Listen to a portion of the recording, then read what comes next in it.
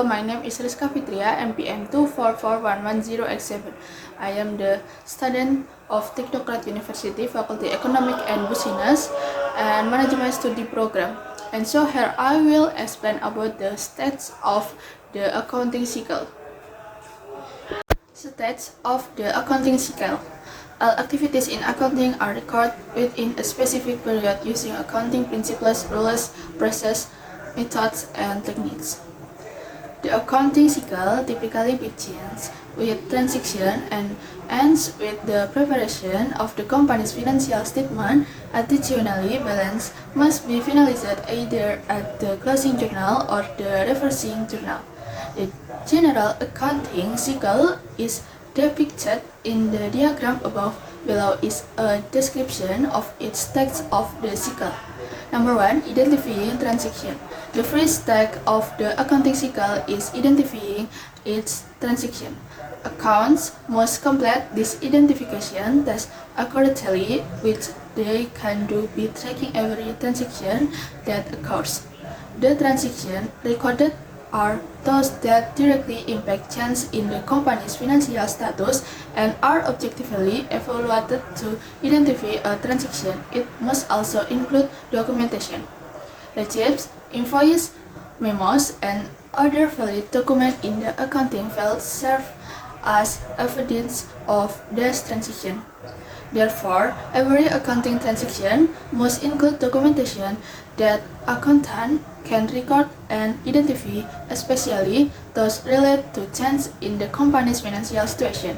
Number 2. Analyzing transaction. After recording transaction, the next task in the accounting cycle is examining its transaction. This analysis is crucial for decision making as it can impact the company's financial situation.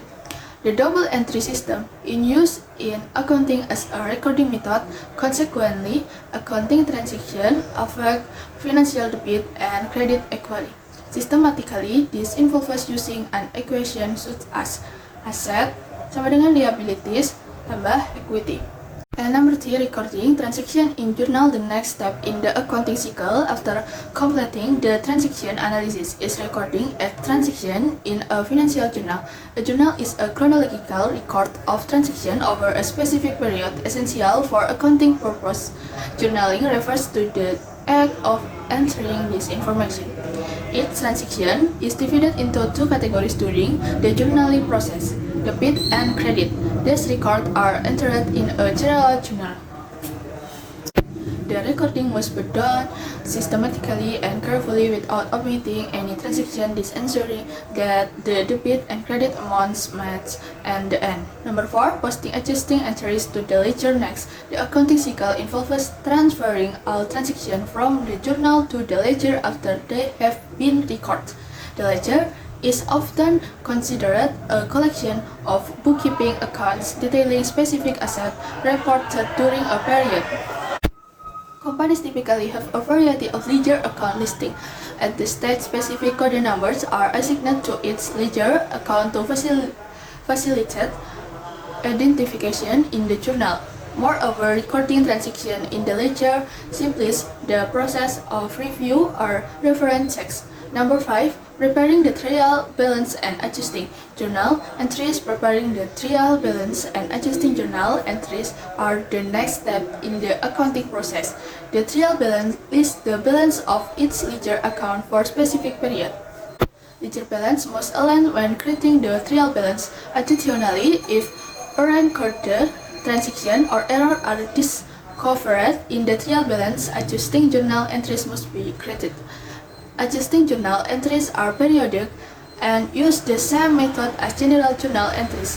The result is an upload financial report after this adjustment. And number 6, creating the adjusted trial balance and financial statement. The next phase is preparing the adjusted trial balance and financial statement. The trial balance previously created along with the adjustment becomes the foundation for preparing the adjusted trial balance. And depending on its position, the balance is divided into assets and liabilities, which are organized so their total match. The total amount of assets and liabilities must balance If not, error in calculating will prevent the preparation of financial statement. Once the asset and liability balance match, the financial statement can be created. Various financial reports, such as the income statement, statement of change in equity, cash flow statement, and balance sheets, are prepared. These reports measure liquidity, solvency, and flexibility. After this, the financial steps of creating the closing journal follows. Number 7. Preparing the closing journal entries. Accountants must prepare the closing journal entries as the final step of the accounting cycle. These entries are created at the end of the accounting period by closing nominal accounts or income statement accounts.